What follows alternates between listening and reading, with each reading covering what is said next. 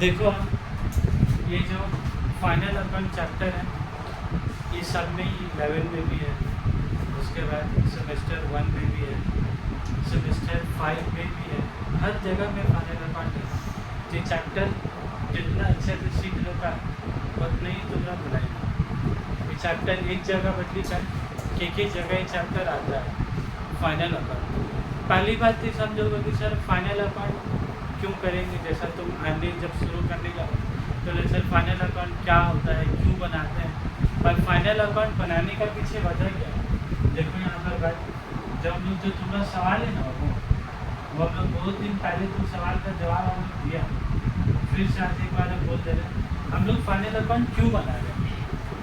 Depreciation बना ही रहे, cash book बना ही रहे, परचेज बुक सेल बुक बना ही रहे, तो फिर ये फाइनल अकाउंट बनाने का क्या जरूरत है। इतना तो सारा बुक बना ही रहे, फिर ये जो बुक नहीं बनाएंगे तो क्या बिगड़ जाएगा हम लोग का, बिगड़ जाएगा। क्या बिगड़ जाएगा, देखो ये जो एक साल है ये एक साल पूरा पूरी तुम क्या किया, ट्रांजैक्शन के, और ये ट्रांजैक्शन में कितना जांच का ट्रांजैक्शन होगा, कुछ रुपया आया होगा और कुछ रुपया तुम्हारे क्या होगा,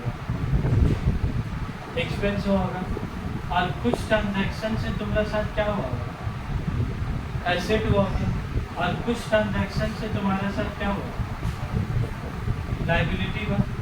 जो इनकम था उसको तुम सेल डे बुक में लिखे, जो पैसा आया गया तुम कैश बुक में लिखे, ये तो अलग अलग जगह में सब कुछ लिखा है। लेकिन साल खत्म होने के बाद जो भी इसका मालिक होगा, साल खत्म होने के बाद जो भी इसका मालिक होगा, ये एक साल गरीब खटने के बाद खून पसीने निकालने के बाद उसको क्या चाहिए, वो तुमसे मांगा हिसाब बताओ, तुम उसका हिसाब लेकर बैठे 31 मार्च करें, तो मतलब आप मैंने इतना रुपया आया, इतना रुपया किया, ये 4 लाख दिया, वो 2 लाख रुपये दिया, वो 75,000 रुपये दिया, ऐसे कर करके तुम अकाउंटेंट हो और तुम मालिक को लेकर बैठे हो बताने के लिए। मालिक क्या बोलेगा, ये भाई इतना मत बोलवा, दिमाग मत खराब कर देगा, कितने रुपया प्रॉफिट कमाया यही बात को, ये 4 लाख आया, 2 लाख रुपये किया, एक आदमी 3,75,000 रुपये आया तो 80,000 रुपये किया, लास्ट टाइम में ओनर वजन करके क्या बोलेगा, अब इतना मत सीधा सीधा बोल, हम जो साल भर कारोबार किया मेरे पास कितना रुपया आया कि कितना रुपया गया, तो उसको तुमको बता के क्या देना होगा कि कितना प्रॉफिट आया कितना लॉस आया। तो ये बात तुमको मालूम कैसे होगा, ये इनकम में से एक्सपेंस को माइनस करोगे तो तुमको क्या मालूम, या तो प्रॉफिट, अगर इनकम ज़्यादा और एक्सपेंस कम तो क्या हो जाएगा प्रॉफिट, और इनकम कम और खर्चा ज़्यादा तो तुम्हारे क्या हो जाएगा लॉस। इसीलिए हम लोग क्या बनाते हैं, ट्रेडिंग अकाउंट बनाते हैं, क्या बनाते हैं, प्रॉफिट और लॉस। और ये प्रॉफिट को भी तो के पार्ट में बांटा है, बोलो प्रॉफिट को भी के पार्ट में, एक प्रॉफिट तुम्हारा बोला है लोग ग्रॉस प्रॉफिट, एक प्रॉफिट लोग क्या बोला है तुम्हारा ग्रॉस प्रॉफिट, और एक प्रॉफिट लोग क्या बोला है तुम्हारा नेट प्रॉफिट। एक प्रॉफिट क्या हो गया तुम्हारा ग्रॉस प्रॉफिट, और एक प्रॉफिट तुम्हारा क्या हो गया नेट प्रॉफिट। फिर लोग प्रॉफिट को भी 2 पार्ट में क्या किया बांटा, मतलब जब सेल में से परचेज माइनस हुआ, इसका सिंपल मतलब क्या, जैसे ही शर्ट है, इस शर्ट जैसा हम कहीं से भी लिया, बिग बाजार ट्रेंड्स कहीं से भी लिए, वी मार्ट कहीं से भी, जैसे शर्ट का दाम था 699, हम बेचा, वो बेचा हमको उसको 699 रुपीज़ क्या कह दिया, तो 699 उसका क्या हुआ इनकम हुआ। लेकिन इस शर्ट जो हमको बेचा है उससे पहले तो शर्ट क्या खरीद के लाया होगा, तो मान लो शर्ट खरीद के लाया 399 में, तो 399 की चीज़ हमको 699 में क्या किया बेच दिया, तो मतलब 700 का चीज़ 400 बेचा, उसका फ़ायदा कितना हुआ 300। लेकिन अब तुम सोचेंगे 300 जो फ़ायदा हुआ, क्या वी मार्ट का ओनर का पास या ट्रेंड्स का जो भी ओनर है उसका पास में 300 रुपया आया, लेकिन ये 300 तो आया, लेकिन उसके बाद उसका और खर्चा नहीं गया, क्या खाली परचेज ही एक तो खर्चा था, शर्ट खरीदने का खर्चा, तो इनकम में से खर्चा माइनस करो 300 आया, क्या वो 300 मालिक अपना लेके घर लेके चले जाएगा, क्या वो 300 रुपये में उसको रेंट देने होगा, इलेक्ट्रिसिटी देने होगा, साफ़ सफाई करने वाला तो साफ़ सफाई कर रहा है, उसका भी पैसे कहाँ से दिलाएगा, यही 300 रुपये में। कैशियर में जो आदमी बिल काट रहा है वो भी खर्चा पैसा कहाँ से जाता है, ये भी 300 रुपये में। वो जगह जगह जो ऑफर का स्टिकर हटा हुआ है वो सब का भी खर्चा किससे निकलेगा, ये भी 300 में से।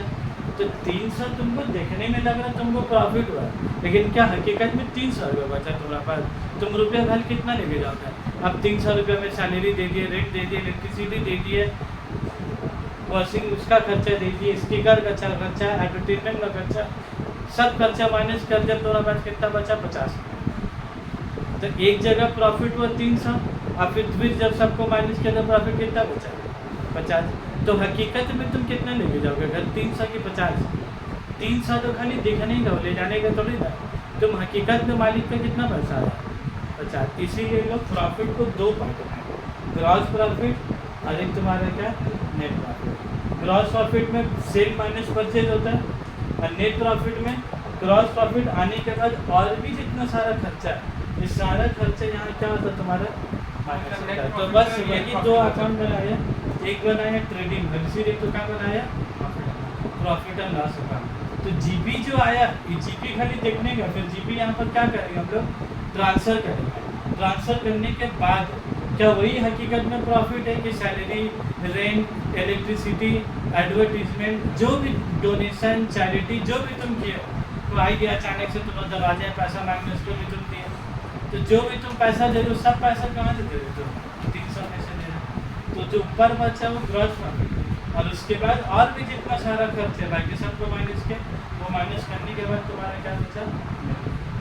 तो तुम को भी बिजनेस मैन ओनर है, मतलब कहानी का शुरू किया, जो ओनर है क्या वो बनाते हैं सब चीज़। तुम बोलो जो मालिक होगा का वो जरूरी है क्लास 11 में कॉमर्स ही लिया होगा, फाइनल अकाउंट पढ़ा ही होगा।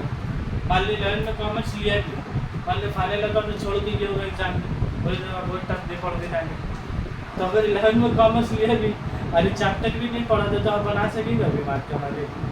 और दूसरी बात, मान लो 11 में कॉमर्स लिया भी और फाइनल अगर चैप्टर पढ़ा भी, लेकिन उसका कोई टाइम नहीं करने, वो कारोबार संभालेगा कि हिसाब किताब लेके हिसाब किताब करेगा। तो इसी के लिए जब तुम लोग पढ़ोगे, तुम लोग जैसा कारोबार नहीं कर रहे, लेकिन पढ़ के यही सब आदमी लोग तुमको काम में क्या करेगा? रख लेगा। एज एन अकाउंटेंट क्या करेंगे? रख लेगा। अब फिर तुमको ये सब बना के उसको क्या सजा के देना। तुम्हारा काम क्या है? सब बना के जानकारी रखना, कौन सा इनकम कहाँ आएगा, कौन सा खर्चा कहाँ आएगा, ये सब तुमको करके देना। और लास्ट में फिर मालिक क्या पूछेगा? भाई हम इतना साल कारोबार किया, 15 साल से हम खट रहे, 15 साल से जब दुकान में खट रहे, पर एक दुकान से 2 दुकान हो गई, 3 दुकान हो, घर में एक फ्लैट में रह रहता है, अभी 2 फ्लैट है कि 3 फ्लैट है। तो तुम्हारा बिजनेस का चीज़ कहीं ना कहीं तुम्हारा तरक्की कहाँ दिखेगा? End of the day asset में। एसेट एक दिन में नहीं बनता। एसेट बनने के लिए क्या बरसों बरसों का क्या रहेगा? मेहनत रहेगा, तब जाके वो चीज़ तुम्हारे क्या एसेट के रूप में दिखता है। तो ओनर को आखिर में क्या चाहिए? कितना का फ़ायदा हुआ, कितना का नुकसान हुआ, और ये होने के बाद उसको दूसरा चीज़ क्या चाहिए? मतलब एसेट और लाइबिलिटी। मतलब बिजनेस करने से या तुम्हारा एसेट बढ़ा या तो तुम्हारा क्या बढ़ेगा? कर्जा बढ़ेगा। अगर तुम बिजनेस ढंग से नहीं कर पा रहे तो उसके लिए क्या लेने जाओ? तुमको लोन लेने होगा। क्या है? देखो सैलरी तो देनी होगा, रेंट तो तुमको बाड़ी वाले को क्या देनी होगा, इलेक्ट्रिसिटी क्या इलेक्ट्रिसिटी कंपनी को तुम बोल सकते हो फिर ना भाई मैं वैसे अच्छा नहीं भाई मैं इलेक्ट्रिसिटी क्यों नहीं देगा, अगला महीने आने लगा तुम वैसे ज़्यादा कम उससे का मतलब है तुम उसको क्या होगा? सुन ना भाई संडे का दिन था ना, दुकान बंद था, ये दिन का इलेक्ट्रिसिटी माफ कर दे, कमा हो तुम ज़्यादा कमाओ कम कमाओ और सब खर्चा क्या है तुमको देने ही होगा, चाहे तुम जो करना। तो कुछ खर्चा देना, और तुम्हारा कमाई अगर इतना नहीं हुआ तो तुम दोगे कहाँ से? उसके बाद लास्ट ऑप्शन क्या? लोन लो, लोन लेके वो सब खर्चा क्या दे दो। लेकिन ये सब वर्स्ट सिचुएशन है। अगर तुम लोन लेके अगर अपना सैलरी दे रहे हो, लोन लेके अगर इलेक्ट्रिसिटी दे रहे हो, तो इसका मतलब तुमको कारोबार क्या कर देना चाहिए? ज़्यादा दिन ये सब चला तो तुम्हारा जो भी एसेट वो भी एक दिन का होगा, क्या एक दिन इतना कर्जा हो गया कि तुम्हारा पैसा आ रहा नहीं, खाली पैसा जा रहा है। फिर एक दिन कर्जा इतना ज़्यादा हो जाएगा, इतना ज़्यादा हो जाएगा कि अब तुम पूरा इनकम आने का कोई रास्ता है ही नहीं। तो तुम फिर क्या करोगे लास्ट में? जो भी तुम्हारा 1-2 दुकान उसका क्या करने होगा? बेच देने होगा, और बेच के एक बार मोटा मोटी रकम मिलेगा तो वो क्या दे देने होगा। तो इसीलिए लाइबिलिटी शुरू में ठीक है डामाडोल, लेकिन कुछ दिन के बाद तुम्हारा कारोबार क्या समझ लेना चाहिए। अगर उसके बाद भी नहीं समझा तो फिर तुमको काम कर देना चाहिए या फिर कहीं ना कहीं काम करना चाहिए। क्या कि तो बोलो सुबह से रात अगर काम कर रहे हो, कुछ पैसा अगर आए ना तो कुछ पैसा जाए भी ना। तुम ही मान लो कहीं काम करोगे तो तुम क्या चाहोगे, 200 रुपया, 300 रुपया, 500 रुपया, या तुम्हारा काम करने से उल्टा तुम 100 रुपये दो।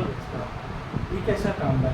एक तो तुम जा भी रहे, गाड़ी भाड़ा भी लग रहा, पसीने भी निकल रहा, और उल्टा काम के बाद तुम दे रहे लो 200 रुपये। तो ऐसा काम करके बाद है तो सच जगह वाला काम होगा तो गरीब में रहा बात कुछ आने नहीं होगा। तो साला जाके लाने का बदली पैसा तो उल्टा घर से क्या लेके जब से अच्छे से घर पे सब लोग भी जब तक जिंदा है तब तक जिसको खाना का खिला दे रहे है कि नहीं। जब तक जिंदा है तब तक खा लो, मर जाने के बाद फिर कौन खिला खाना, उसका तुम इंतजार करने होगा कहीं से खाना आ जाता हुआ। तो इसीलिए कोशिश करो। तो फाइनल अकाउंट में तुम्हारा दिन काम हो गया बोला ग्रॉस प्रॉफिट, नेट प्रॉफिट। उसके बाद क्या बना करना एसेट और इसीलिए फाइनल अकाउंट का मतलब साल भर जितना ट्रांजेक्शन हो रहा है उस सारा चीज़ का तुमको जो क्या करना होगा, समरी तैयार करना। अरे नथिंग बट क्या है तो समरी, जितना सेल कहाँ लिखे सेल्ड, तो तुमने सेल्ड उससे टाइम के यहाँ पर क्या लिखने होगा, जितना साल का परचेज सब कहाँ लिखे तो परचेज जब होगा, लेकिन वो परचेज प्राइस कहाँ लिखने होगा, खर्चा में। सैलरी रजिस्टर में लिखे होगा। तुम लोग भी स्कूल जाते आते हो देखते हो टीचर लोग का रजिस्टर होता है, जैसा अटेंडेंस रजिस्टर स्टूडेंट लोग का होता है ना, वैसे टीचर लोग का भी अटेंडेंस रजिस्टर होता है। तो स्कूल तो चाहेगा जिसके पास अपना भी प्रेजेंट है एब्सेंट सब कर लिया उसको, ताकि वो जितना पैसा फिर मंथ के एंड में क्या मिलेगा। तो मेरा बात समझ गया तुम। अब आ जाता है trading account, profit and loss account और बैलेंस शीट। तो ट्रेडिंग अकाउंट से क्या मिलेगा बोलो, gross profit. Profit and loss account से क्या मिलेगा तुमको, नेट प्रॉफिट। हम इसने मिसाल ये दिया कि 400 का शर्ट बेचे 600 में आया 200 जरूर, या 400 का शर्ट बेचा 400 में आया 300 जरूर। ये देखने में लग रहा है लेकिन तुम रुपये घर ले जा सकते हैं, तो प्रॉफिट है लेकिन वो घर ले आने वाला प्रॉफिट नहीं है। तो इसलिए वो 400 में से फिर बाकी सब खर्चा तुम्हारा माइनस है, और वही सब खर्चे को माइनस होगा सब कहाँ निकलता तुम्हारा प्रॉफिट है। क्लियर है ना? अब हम लोग आते हैं यहाँ पर,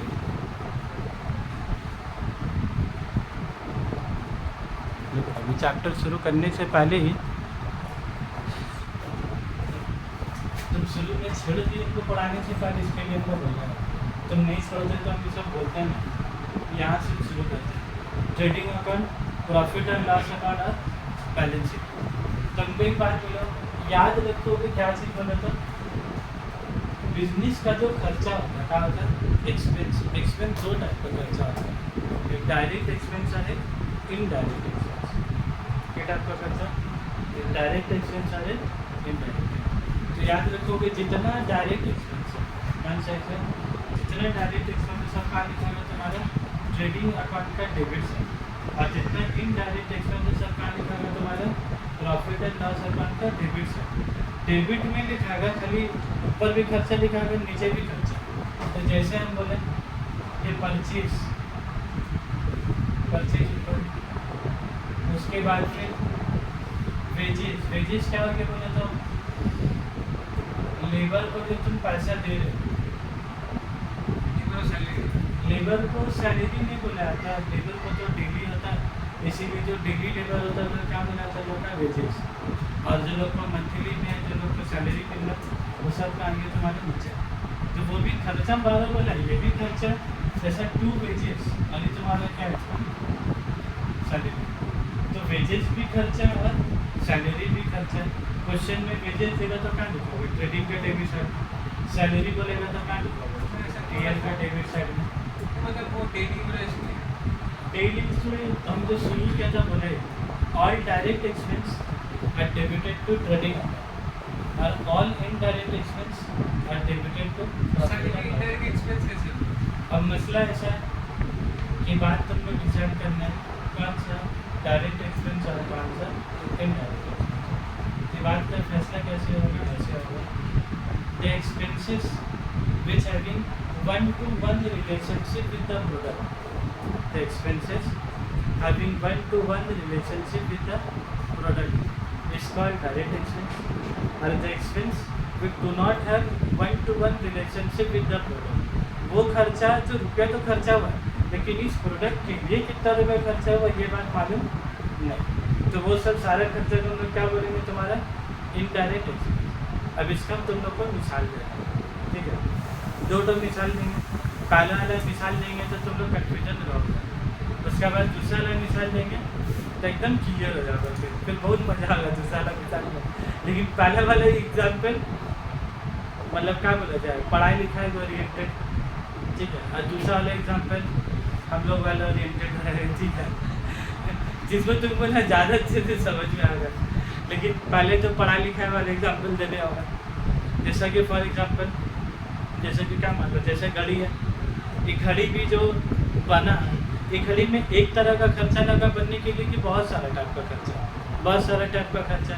जैसा इसमें डायल है, चेन है, उसके बाद इसमें पतला पतला एक तो पिन होता है, ये जो एक चेन जो दूसरा चेन से जो ऐसा ज्वाइंट है उस सब में क्या है पतला पतला एक तो पिन होता है जिससे वो चेन छोटा होता है चेन बड़ा होता है। उसके बाद ये जो डायल है उसके अंदर कुछ क्या है फेविस्टिक से जगह क्या है कुछ चीज़ भी सटाया जाता है। उसके बाद पीछे में क्या है तुम्हारा स्क्रू होगा, स्क्रू से क्या है टाइट किया गया होगा।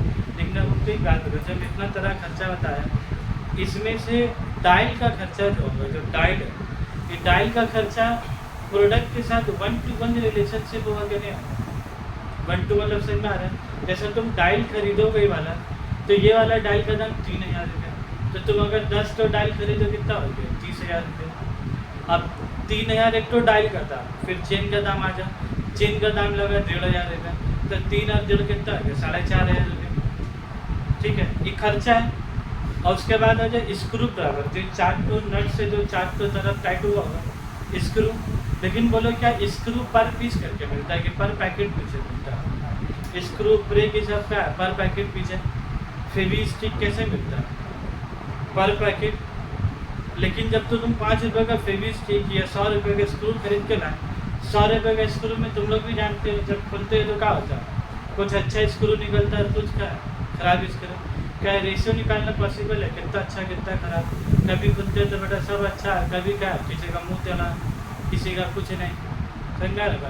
तो स्क्रू तुम लोग है तो मान लो 100 रुपये का स्क्रू, एक पैकेट स्क्रू 100 रुपये और उसमें पीस कितना मान लो 50 पीस, तो एक पीस स्क्रू का दाम कितना होगा 2 रुपये। समझ में आया बात। एक पीस स्क्रू का दाम कितना होगा 2 रुपये। तुम 4 स्क्रू लगाए तो कितना लगे 8 रुपये। तो जब तुम ये घड़ी का दाम निकालोगे तो क्या करोगे 3000 डायल का दाम, 1500 रुपया चेन का दाम और 8 रुपया स्क्रू का दाम, तो 3500 8 रुपये के 350। लेकिन अब उनका ही बात बोलो वो जो 8 रुपये निकाला क्या हमेशा 50 स्क्रू सही निकलेगा, कभी 40 स्क्रू सही निकला, कभी 35 स्क्रू 15 स्क्रू का निकला बर्बाद निकला, कभी 50 का 50 सही निकला। तो अब बोलो एज ए बिजनेसमैन तुम इसमें कितना निकलोगे क्या हर बार घड़ी का दाम चेंज करते रहोगे कि घड़ी का दाम एक साल कम से कम सेम रहता है टाइटन के जगह हर साल सेम रहता है। तो वो का हर दिन बदल रहा स्क्रू ला पैकेट थोड़ी नहीं तो 15 तो खराब। अब 100 रुपये डिवाइडेड है 35 एक स्क्रू में 3 रुपये। अब वो क्या बोल रहा है 8 रुपये नहीं सबका प्राइस टैग चेंज कर 3512 मतलब 4 रुपये बढ़ा देने बोल रहा है। जब पहले 3500 था कितना का 3512 तो क्या कुछ। लेकिन डायल का दाम का तुम ऐसा होगा डायल निकाले तो ख़राब निकला 3000 का, तो अगर ख़राब भी निकलेगा तो क्या तुम पलटा के दोगे उससे। लेकिन अगर स्क्रू ख़राब निकला था तो दुकान में लेके चले होगा 4 तो फिर से दीजिए वो देगा ज़िंदगी में नहीं देगा तुमको। तो मेरा बात समझोगे कुछ खर्चा जिसमें लगा तो क्या the expense which having 1-to-1 relationship with the product, वो खर्चा जो तुम आसानी से प्रोडक्ट के साथ क्या निकाल सकते हो।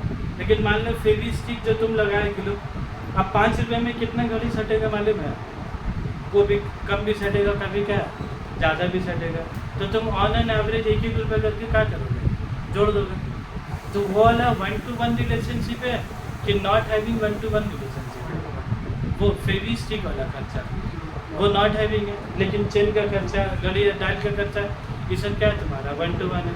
लेकिन जो भी हो 1-to-1 हो चाहे 1-to-1 नहीं हो 1-to-1 होगा तो कहाँ लिखोगे ट्रेडिंग अकाउंट में। और जो 1-to-1 नहीं हो कहाँ लिखोगे तो प्रॉफिट। जैसे सैलरी एक आदमी जो काम कर रहा है क्या हम ही लोग मान लो जो काम कर रहे हैं 11 को भी पढ़ा रहे, 12 को भी पढ़ा रहे, सेमेस्टर 1 भी पढ़ा रहे, 3 भी पढ़ा रहे, 5 भी पढ़ा रहे, सबको पढ़ा रहे। क्या हम लोग का सैलरी सब पे बांट सकते हैं?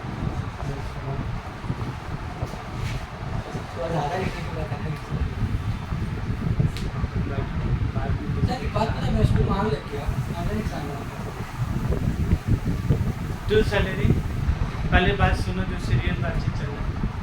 तो कुछ खर्चा क्या है तुम्हारा जो प्रोडक्ट के साथ आसानी से बांट सकते हो। तुम जैसे ये इलेक्ट्रिसिटी चल रहा है, सिंपल सोच, इलेक्ट्रिसिटी चल रहा है, ये इलेक्ट्रिसिटी, ये पंखा, ये हवा, कौन कितना रुपये का हवा खा रहा का निकाल पा रहे?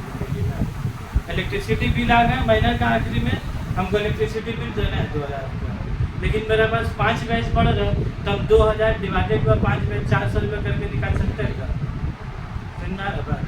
खर्चा हुआ है लेकिन पर बैच पीछे निकाल सकते हैं, कोई स्कीम नहीं होता निकाल सकते। तो वो एक्सपेंस जरूर हुआ, लेकिन 1 to 1 रिलेशनशिप है। तो इलेक्ट्रिसिटी का खर्चा, रेंट, जैसे इसका बाड़ी वाला को रेंट दे रहे का, रेंट जो दे रहे महीने का, क्या हम हर एक स्टूडेंट पीछे निकाल सकते हैं कि ज़्यादा जगह ले रहा, कम जगह ले रहा, या कोई बैच में कम बच्चा, कोई बैच में ज़्यादा बच्चा, तो कैसे बांटेंगे? एक एक स्टूडेंट पीछे बाड़ा बांट सकते हैं, हम ले के भी बैठ जाएंगे तो भी बांट दे सकते हैं। तो कुछ खर्चा ऐसा है जो 1 to 1 रिलेशनशिप, जैसा पानी का खर्चा, पानी यहाँ कौन कितना पानी पीना विचार होता है, हाँ एक तो अंदाज है 3 तो मंगाए, फिर एक हफ्ता फिर खत्म है और फिर वहाँ, लेकिन कौन कितना पीना हिसाब लग सकेगा? तो बहुत सारा चीज़ खर्चा हो रहा है चलाने में, लेकिन कौन सा बैच में कितना खर्चा हो रहा है, इसको तुम कौन सा प्रोडक्ट में कितना रुपया खर्चा हो रहा है ये बात मालूम। तो वो सब सारा खर्चा तुमने क्या बोलते हैं तुम्हारे इनडायरेक्ट। तो सैलरी हो गया, रेंट हो गया। रेंट क्यों नहीं निकाल सकते बोले तो, क्योंकि एक फैक्ट्री में एक ही प्रोडक्ट बनता है कि बहुत टाइम, तो तुम कैसे बांटोगे कौन कितना रेंट खा रहे हो? लेकिन वो फैक्ट्री में प्रोडक्ट बनाने में उसमें रॉ मटेरियल कितना लग रहा है ये बात तुम जानकारी कर सकते हैं कि नहीं? तो परचेज तुम्हारा क्या है? Direct expense. और वेजेस भी क्या होता है? लेबर लोग को जो वो एक लेबर एक ही काम करता है, लेकिन जो आदमी लोग हम लोग का आपका चार्ज का जो आदमी लोग है आपका, वो लोग हम लोग एक ही काम करते हैं, एक ही फैक्ट्री में 3-4 तो काम मैनेज करता है, 3-4 तो काम। तो हम लोग का पैसा 3-4 प्रोडक्ट में जा रहा है, लेकिन इन लोग का पैसा क्या होता है? 1 to 1 रिलेशनशिप होता है। तो वेजेस क्या होगा तुम्हारा डायरेक्ट, और सैलरी रेंट ये सब क्या है तुम्हारा इनडायरेक्ट। जैसा मैं एक बार मिसाल क्या दिया, इलेक्ट्रिसिटी बांट सकते हैं, और कितना का हवा खा रहा है 2000 रुपये में निकाल सकते हैं, और कितना 30 इस्तेमाल करके जा रहा है ये निकाल जाता है नेक्स्ट इम्पॉसिबल। लेकिन एक बात बोलो, जब तुम अपना प्रॉफिट निकालोगे, तो इनकम में ये सब खर्चा माइनस करोगे कि नहीं? माइनस तो करेंगे, तो ये पैसा कहाँ माइनस करेगा? आज जो 1 to 1 निकाल सकते हो क्लियर है। ये तो ये हम लोग वाले एग्जाम्पल। अब दूसरा एग्जाम्पल दे दें, जब बोले तुम लोग का और इधर का क्लियर है। एक तो दोस्त गए रेस्टोरेंट में खाना खाने, बिरयानी मंगाए, कबाब मंगाए, कोल्ड ड्रिंक्स लिए, सलाद खाए, आइसक्रीम फिरनी खाए, सब कुछ खाए, तो बिल हुआ 6 आदमी के खाने देगा, बिरयानी का सब सामान खा लिए, बिल कितना 1200। एक कौन आदमी का अकेला तो कितना दो 1200 रुपये। लेकिन मान लो 4 तो दोस्त गए खाने के लिए, बिरयानी आया, कबाब आया, कोल्ड ड्रिंक्स आया, फिरनी आया, धन्यवाद, सब सामान आए खाने के लिए। और वो जो कबाब में 6 पीस है, दोस्त 4 को कोई 2 डब्बी गरीब खाए दूँगा, कोई 1 डब्बी कबाब खाया, धन्यवाद। बिरयानी में 1 तो आलू 2 बस, कोई ज़्यादा आलू खा लीजिएगा तो कम आलू खाया होगा, कोई ज़्यादा कुछ खा लीजिएगा तो कम कुछ खाया होगा। लेकिन जब चारों आदमी खाने के बाद जब नीचे बिल देके गए तुमको, जो भी वेटर बिल देके गया, 4,800 का बिल, और कितना आदमी खाया तुम लोग? 4 आदमी। तो पैसा कैसे बांटा? तुम लोग क्या बोलोगे बेटा को, अब जाइए हम लोग हिसाब कर दें, फिर तुम बोल जाए 1 किलो किस बात तक छेकते कबाब का दाम देखते 350, ऐसे चीज़ तो पैसा से तो कैसे हम लोग पगले की भी करते बैठते हैं? क्या पॉसिबल भी है करना? कौन कितना बिरयानी में कितना चावल का निकाला कर सकता? लेकिन हमको एक बात बोलो, कोई स्कीम ही नहीं है बात का। कोई स्कीम ही नहीं है। घोल का पानी का कितना का बंटवारा करोगे? घोल का पानी का कुल कितने एमएल पिया, कुल कितने एमएल पिया का निकाल पाओगे? कबाब में तो चलो 6 और 4 का पीस निकाल लिया, पानी का 20 में पानी का कैसे हिस्सेदारी करोगे? समझा रहा भाई? तुमको एक बात बोलो, ये जो 4800 रुपये खर्चा हुआ, ये क्या 1-to-1 relationship with the friend हो रहा है? वहाँ अकेला तुम 1200 का खाए तो 1-to-1 रिलेशनशिप निकल गया। लेकिन अब 4800 खर्चा 4 तो उसमें तुम डिवाइडेड बाय 4 मारती हो, 1200 रुपये आ गया। लेकिन क्या जरूरी है तुम सब 1200 एकदम नापे नाप खाया होगा? कोई गरीब कम भी खाए तो होगा तो भी 1200 दिया होगा, और कोई ज़्यादा भी खाए तो भी खाए। तो यहाँ खर्चा को 4 आदमी ने जो बांटा, क्या 1-to-1 relationship with the friend है? 1200 रुपये करके सब एग्जैक्ट 1200 का ही था। तो ये तुम्हारा क्या कुछ खर्चा ऐसा जो तुम सब में बांट ले सकते हो। बस तुम कस्टमर का बदली, दोस्त का बदली, तुम प्रोडक्ट को रख के सोच लो ये प्रोडक्ट में खर्चा लगा, क्या एक ही में लगा कि बहुत सारा भी लगा? क्या वो खर्चा उसी के लिए था कि बहुत सारा चीज़ कंज्यूम कर रहा? तब समझना है बात। तो डायरेक्ट एक्सपेंस है, इनडायरेक्ट एक्सपेंस। अब बोले दूसरा वाला नासिक काम खर्चा के बोला पहला वाला में थोड़ा कट कर, दूसरा वाला में तो क्या एकदम कुछ समझने लगेगा तो क्या अपने स्कूल का चलने। चलो सैलरी, रेंट, इलेक्ट्रिसिटी। अब उनका एक बात बोलोगे जो खर्चा का टाइम हो, परचेज, उसके बाद एक चीज़ होता है वो आपको ओपनिंग स्टॉक। क्या होता है? Opening stock. तो 2 ओपनिंग स्टॉक याद रखोगे। ट्रेडिंग में 2 ओपनिंग स्टॉक होगा और ट्रेडिंग में बाई क्लोजिंग स्टॉक। ट्रेडिंग में 2 ओपनिंग स्टॉक और पीएल में बाई क्लोजिंग स्टॉक निकालो। जब करवा लेंगे उसके बाद तो घर पहुँच जाएगा। ट्रेडिंग में 2 ओपनिंग स्टॉक और ट्रेडिंग में 2 ओपनिंग स्टॉक और ये बाई क्लोजिंग स्टॉक भी ट्रेडिंग ओपनिंग स्टॉक ट्रेडिंग में, और ट्रेडिंग में फिर क्या लिखेंगे? By closing stock. वो नीचे में आएगा। और याद रखो कि क्लोजिंग स्टॉक जो लिखोगे इसका डबल इफेक्ट होता है। जो सामान तुम्हारे दुकान में बच गया उसको अपन क्या बोलते हैं? एसेट। उसे क्या बोलते हैं? स्टॉक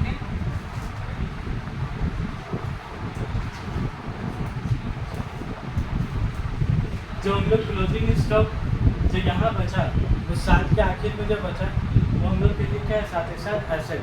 लेकिन यहाँ हम लोग कौन नाम से लिखता है? Closing stock.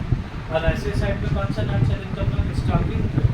लेकिन अगर तुम लोग को कन्फ्यूजन हो तो तुम ब्रैकेट में नाम अपना समझने के लिए क्या? लेकिन अगर एक्चुअल नाम पर बात करोगे, आधार कार्ड में नाम लिखा है उसका स्टॉकिंग, ये इसका एक्चुअल नाम है। वो कानून नाम आदमी लोग कुछ भी थे, लेकिन आधार कार्ड में जो नाम रखा है उसका स्टॉकिंग, इसका एक्चुअल नाम है। लेकिन इंसान अपना आसानी करने के लिए यहाँ भी क्लोजिंग स्टॉक और वहाँ भी क्लोजिंग स्टॉक, ठीक है। अब उसके बाद हमने क्या बोला था? ये जो परचेज है, परचेज क्या लिखोगे? साथ ही साथ लिखोगे ना।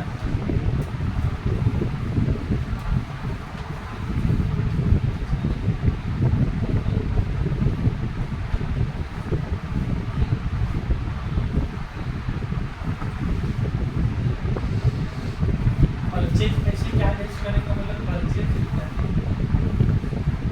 ऐसे परचेज बेस परचेज हम लोग पढ़े परचेज में। तो परचेज क्या वापस कर less purchase less purchase less समझना है। ऐड क्यों नहीं करना? भाई 4 लाख का परचेज किया और 30,000 का सामान वापस कर दिया तो तुम कितना रुपये का परचेज किया? 4,30,000 भी कितना सकता है? तो ऐड करेंगे परचेज एजेंसी माइनस करेंगे। ऐसे 3 से आना चाहिए। ऐसा मत करो क्यों किए सर, इसका वजह बताया है ज़्यादा से सोचे अपने आप रख। उसके बाद फिर बाई सेल तुम्हारा क्या इनकम है कि एक्सपेंस है?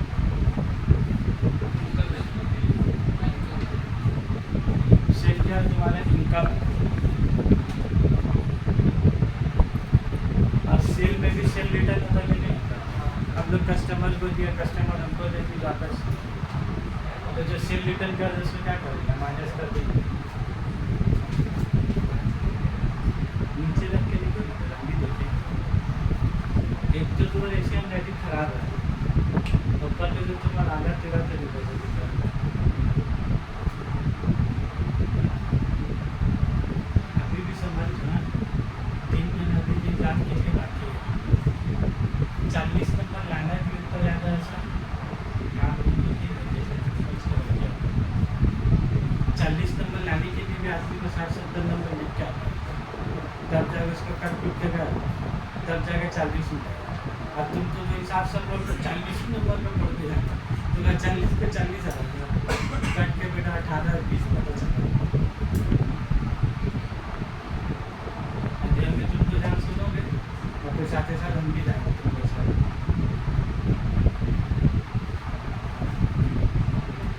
सेल मैसेज सेल रिटर्न, उसके बाद बोलो लास्ट में तुम्हारा क्या आ गया?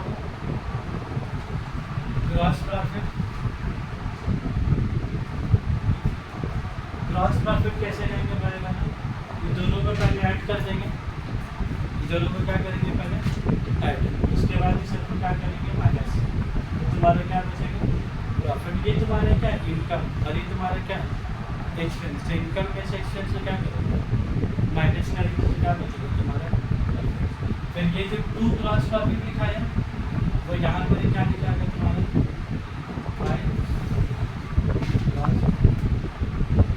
ठीक है, क्या लिखा मतलब 2 ग्रॉस प्रॉफिट, और फिर यहाँ पर क्या लिखा है तुम्हारा माइनस। इसके ब्रैकेट में यहाँ पर क्या लिखेंगे ग्रॉस प्रॉफिट के ब्रैकेट में क्या लिखेगा वो transfer to profit and loss होगा, transfer to profit and loss. ये जो ट्रांसफर लिखा है ना, इसीलिए 2 बची यहाँ पर क्या है तुम्हारा ठीक है। अब ये बाई में लिखने के बाद फिर जितना सारा खर्चा क्या तुम भी बोलो, एक तो बिजनेस करने का परचेज बिजनेस और गाड़ी भाड़ा खर्चा है, इसके अलावा कोई खर्चा नहीं है। पंखा बत्ती इलेक्ट्रिसिटी चाय नाश्ता पानी, कितना टाइप का खर्चा है, गाड़ी भाड़ा एडवर्टीजमेंट, तो सैलरी हो गया, रेंट हो गया, इलेक्ट्रिसिटी हो गया। उसके बाद बोलो तुमको और जो खर्चा याद आ रहा है कुछ याद आ रहा है, सैलरी रेंट इलेक्ट्रिसिटी एडवर्टीजमेंट, क्या ये सब खर्चा तो क्या प्रोडक्ट के साथ 1-to-1 रिलेशनशिप निकाल सकते हैं? No scheme at all. तो सर ये 2 रुपीस में क्या सिस्टम? 2 रुपीस का 2 रुपीस का क्या सिस्टम है? 2 रुपीस का सिस्टम है जिसमें एडजस्टमेंट होता है। एडजस्टमेंट मतलब कोई ऐड हो रहा है, कोई लेस हो रहा है, तो अगर इसको यहाँ लिखते हैं तो उसको ऐड लेस करके कहाँ पे यहाँ लिखते हैं तो उस साइड पर चल रहा है, इसीलिए इसको अंदर में का कॉलम बना के ऐड लेस करके कहाँ लिखता है तुम्हारा। अब जैसे ये है इसका ऐड लेस है, मान लो यहाँ करोगे तो इसको यहाँ करके कहाँ लिखोगे उधर बैलेंस होकर चला जाएगा, इसीलिए उसका इनर कॉलम जो भी वर्किंग अंदर बनाएंगे ऐड लेस करके बाहर। और हम लोग सारा काम किसका करेंगे सब आउट ऑफ करेंगे, जब कैलकुलेटर चलाएंगे हम लोग तो किसका काम करेंगे सर।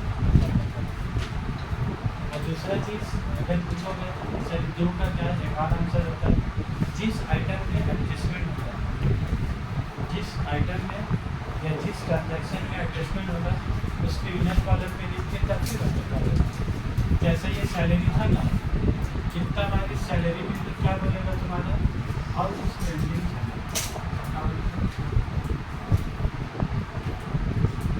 तो अगर उस आइटम में एडजस्टमेंट है तो फिर उसको अंदर करके फिर कहाँ भेजेंगे। लेकिन रेंट अगर सन्नाटा है कुछ नहीं बोलना तो सीधा रेंट होना, जिसमें एडजस्टमेंट होता है इधर कॉलम में लिखता है, जिसमें नहीं होता कहाँ। बाकी करो अभी जिंदगी बहुत बड़ा आगे आगे करो वो सामने 18 साल की उम्र में कुछ 40 साल की उम्र में क्या परेशान होगा तुम्हें नहीं पता चलेगा ठीक है। इस सब बात करके बाकी लोग भी बता सकेंगे बोलो to rent to electricity to entertainment हर खर्चा बोलो ना तो मुसलमान है साफ सफाई फूड एंड साफ सफाई डेप्रिसिएशन ये तो अपने पढ़ाई टाइम पर इधर करना पढ़ाई के बाद करेंगे तो तुम क्या हो जाते हो क्लास से और जहाँ मैंने 80,000 का बात करेंगे तो सबसे पहले कितना आवाज आएगा एप्रिसिएशन। उसके बाद बोलो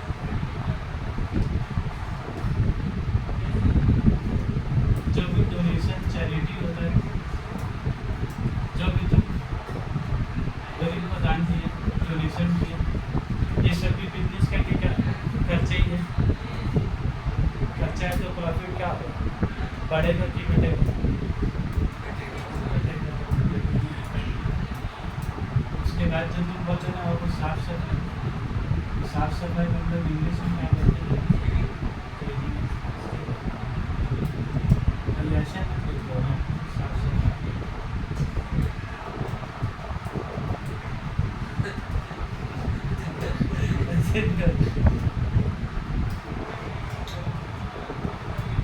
इसके बाद इसमें एक तो आता है बैड डेट्स। ये बैड डेट का मतलब क्या बोला था, आदमी सामान लेके चलेगा लेकिन पैसा नहीं देगा, पैसा बोला चाहे जिसको नहीं क्या लेके पैसा नहीं देगा। जब तुमको पूरा मोहल्ला उठा के लेके जाने होगा, पैसा लाने के लिए मोहल्ला का ही है, हम अकेला काफी है। अकेला तुमको रख लेगा, फिर तुमको लाने जाने होगा। वो बात एक कॉल में 10 हुआ है, कॉल ही तो करने नहीं देगा। पूरी जब चले पहले कटेंगे। मैं आ जाऊँ लोकेशन तो बोल लोग देख 15 मिनट में रिटर्न नहीं आके उसको कॉल करना चाहिए यार, इतना पता उसको आधार के रख लिया सर, इसको हम पे छोड़ देगा। टू बैठे से ना बोलो बैठे के बाद चलो जल्दी से खत्म। इनकम में बोलो अब फाइनेंस डिस्काउंट रिसीव तुम्हारे लिए क्या इनकम है। उसके बाद डिविडेंड रिसीव तुम्हारे इनकम में। उसके बाद कमीशन रिसीव, ये सब जो भी इनकम और सरकार ने क्या बताया तो ये लिखा पैसा bye interest on fix deposit.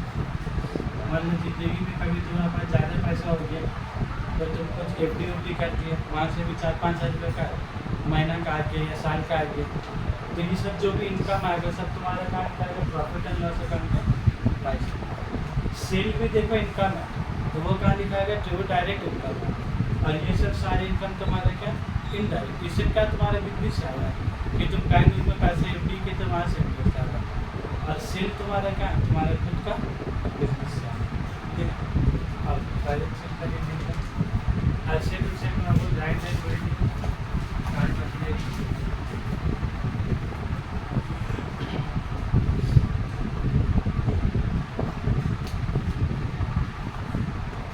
Asset में लैंड बिल्डिंग प्लांट मशीनरी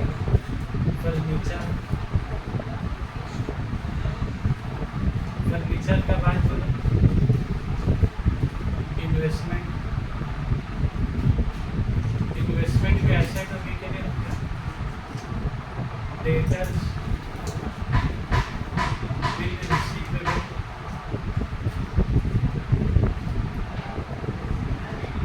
उसके बाद stock, cash at bank, cash in hand, asset का काफी खत्म। उसके बाद कैपिटल में सबसे पहले हम क्या लिखेंगे, ओपनिंग कैपिटल।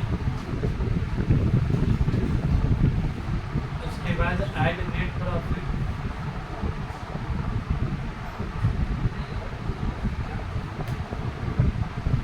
लेस ड्राइंग, सबको ऐड करके बाहर लेंगे। Bills payable, bank overdraft, creditor,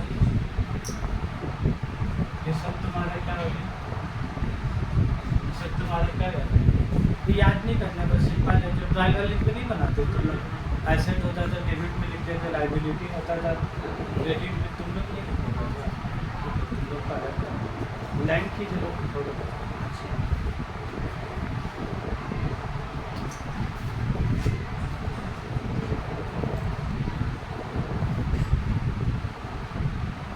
तो फाइनल अकाउंट में जो हम लोग शुरू किया था बात यहाँ से कि ट्रांजैक्शन जो होता है वो 4 टाइप का होता है, इनकम, एक्सपेंस, एसेट, तो एसेट लायबिलिटी बैलेंस शीट में ये डेबिट साइड क्या होगा, एक्सपेंस। इसमें खाली एक बात हमको बता देता है, ये जब हम लोग डेबिट किया ना, ये डेबिट हम लोग 5,000 का खर्चा करके डायरेक्ट, और यहाँ जो हम लोग क्रेडिट किया इसे हम लोग 5,000 करके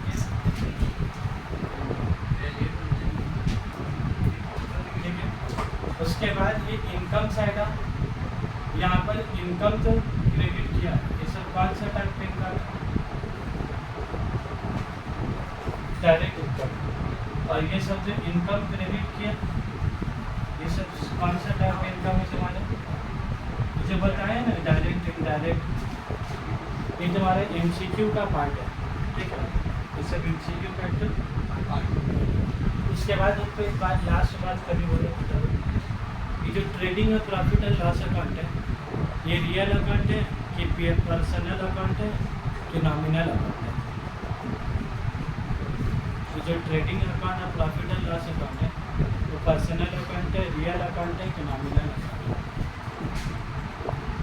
तुम सबका नियम याद कर, रियल अकाउंट पर्सनल अकाउंट के नियम क्या होगा, धुंधला ही धुंधला बोलो, आधा अधूरा बोलो।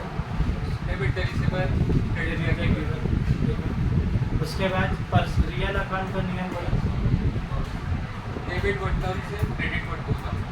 नॉमिनल अकाउंट का नियम बोलो,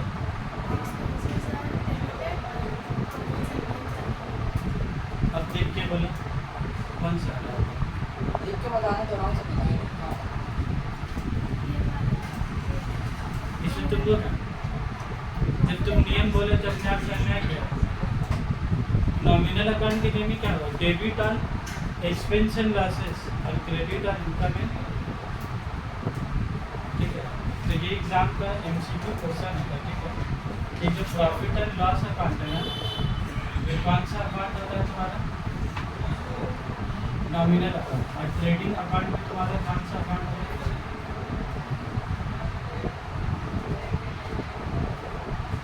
एक तो MCQ क्वेश्चन होता है, या तो रट लो या तो समझ लो,